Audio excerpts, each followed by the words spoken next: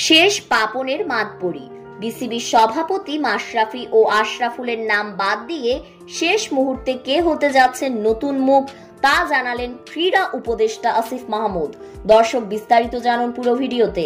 অন্তর্বর্তীকালীন সরকার দায়িত্ব নেওয়ার পর থেকে বিসিবিতে আসছে না বোর্ডে দায়িত্বে থাকা আওয়ামী লীগ সমর্থিত কর্তা ব্যক্তিরা।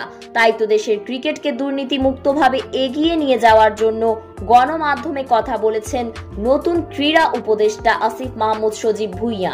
বিসিবি প্রধান নাজমুল হাসান পাপনের জায়গায় কাকে বসানো যায় সে সম্পর্কেও কথা বলেছেন তিনি বলেন, শেষ মুহূর্তে আমরা বোর্ডের সবার সাথে কথা বলে এই সিদ্ধান্তে এগুচ্ছি যে বিসিবি ও এসিসির সাবেক শীর্ষ কর্তা সৈয়দ আশরাফুল হক ও জাতীয় দলের সাবেক প্রধান নির্বাচক ফারুক আহমেদকে দেখছেন বিসিবি প্রধানের ভূমিকায়। তবে এ দুজনের বাইরেও আছে বেশ কয়েকটি নাম।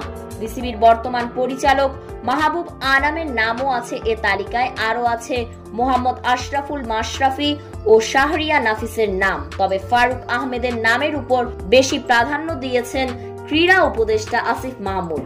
তাই তো গণমাধ্যমের প্রশ্নের জবাবে ফারুক আহমেদ বলেন, মাননীয় উপদেষ্টা মহোদয় আমাকে যে পদে নিযুক্ত করবে আমি তা অক্ষরে অক্ষরে পালন করার চেষ্টা করব।